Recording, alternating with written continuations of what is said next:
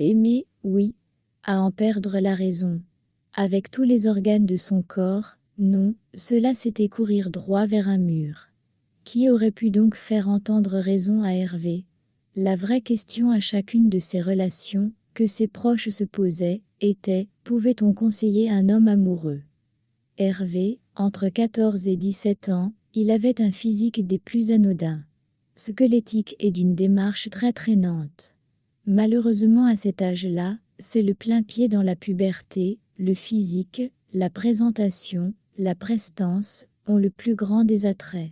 Non seulement, très dénué de tous ces atouts-là, il avait jeté son dévolu sur la plus belle fille du lycée.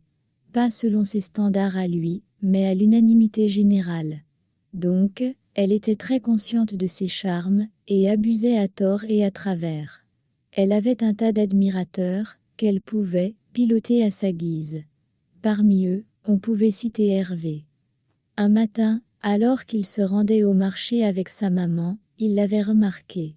Bien que lui, sans aucun doute, était passé inaperçu pour elle. Il se rappelait s'être dit que le fait de vivre dans le même quartier qu'elle illuminait sa vie.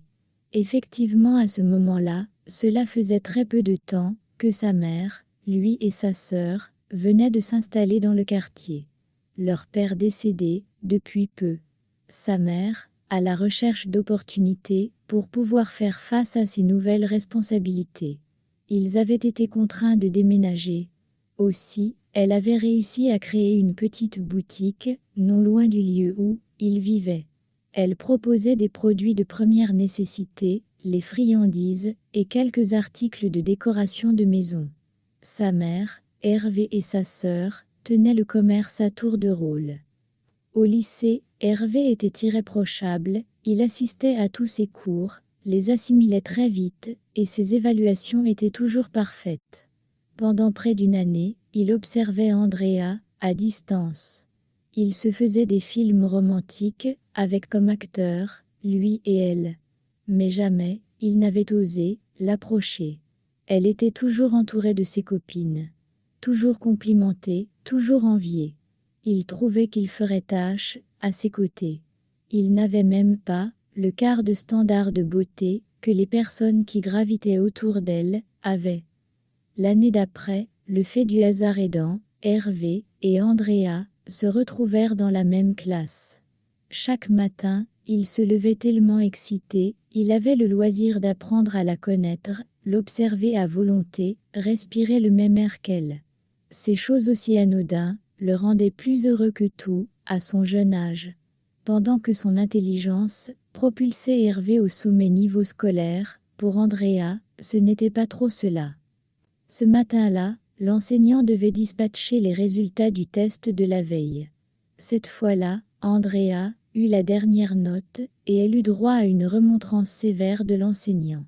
Éprouvant plus que l'amour, pour elle, Hervé ressentait ces remontrances comme si elles lui étaient destinées. Il avait remarqué sa mine triste, et à part compatir à distance, il ne savait pas quoi faire. Quelle ne fut pas sa surprise, quand à la fin de la journée, alors qu'Hervé sortait de l'établissement, de se voir ailé par Andrea, chose étonnante, elle était toute seule. Elle l'appela par son prénom. Le cœur d'Hervé battait tellement à la chamade, que cela semblait couvrir le son de la voix d'Andrea. Il était tellement émerveillé, qu'elle lui adressait la parole, qu'au final, son esprit n'assimilait rien de ce qu'elle lui disait. Il vit qu'elle s'était arrêtée de parler, et le regardait d'un air interrogateur. Comme si elle lui avait posé une question, et attendait une réponse. Ne voulant pas passer, pour plus bizarre qu'il l'était déjà, il accepta. Elle le remercia, et s'en alla. Longtemps après qu'elle soit partie, il n'arrivait toujours pas à dire avec précision ce sur quoi il avait donné son accord. Mais cela lui importait très peu. Il passa tout le reste de la journée dans les insinuations et projections à n'en point finir. Si vous êtes arrivé jusqu'ici, et que vous avez aimé, n'hésitez pas de me le faire savoir en commentaire, ou à me lâcher un pouce bleu. Au cas où vous êtes nouveau, abonnez-vous pour ne pas rater les prochaines publications. Merci. Le lendemain, comme d'habitude, il arriva tôt, et avec plus d'engouement que d'habitude. Quand Andrea arriva, elle vint s'installer à ses côtés, en le saluant avec un sourire. Quand il se tourna pour regarder où, jusqu'à présent elle s'asseyait, il vit qu'elle avait changé de place avec celui qui avait été, jusqu'ici son voisin de banc.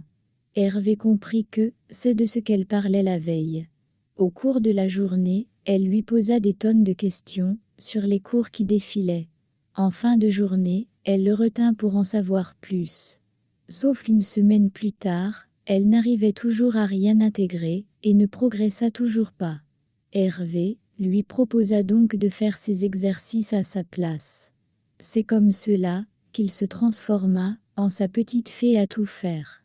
Il faisait ses exercices, l'aidait pour ses tests à l'insu de l'enseignant, si elle était fatiguée, il l'aidait à porter son sac. Bref, il faisait tout pour lui faciliter les choses. De plus, pour toujours rester dans ses faveurs, il prenait chaque jour des friandises dans la boutique de sa mère pour les lui offrir. Ou parfois, des articles de décoration pour sa chambre, dans l'espoir qu'elle se souvienne de lui en les voyant. Hervé était tellement content de la place, même si infime, qu'il occupait dans sa vie. C'était plus qu'un honneur de la servir. Un soir, alors que c'était le tour de Hervé de faire la fermeture à la boutique de sa mère, Andrea se présenta, à 2 heures de l'heure de la fermeture. Après qu'il ait fini de discuter sur la journée, elle passa sa commande, comme à son habitude, il voulut faire le boss, et lui demanda de ne pas payer. Sauf qu'il n'avait pas vu que, net au moment où les mots sortirent de sa bouche, sa mère aussi entrait dans la boutique. Après qu'elle ait exigé que son argent lui soit versé à la vitesse de la lumière. Il passa un très mauvais quart d'heure. Sa mère, après lui avoir bien tiré les oreilles, lui demanda comment il pouvait se permettre de jouer avec ce qui leur donnait leur pain quotidien pour la femme. Bien après que la scène soit passée, Hervé n'arriva pas à répondre à la question. Il savait juste que, pour plaire à Andrea, il était capable de faire des pieds et des mains. Malgré le fait que sa mère l'avait pêché, il continua sur la même lancée tout au long de l'année, ne tenant jamais compte du fait que sa mère lui demandait de faire attention avec sa façon de gérer cette relation-là.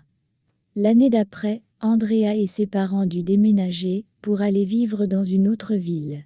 Hervé le vécut très mal. Plus rien n'avait de l'importance à ses yeux.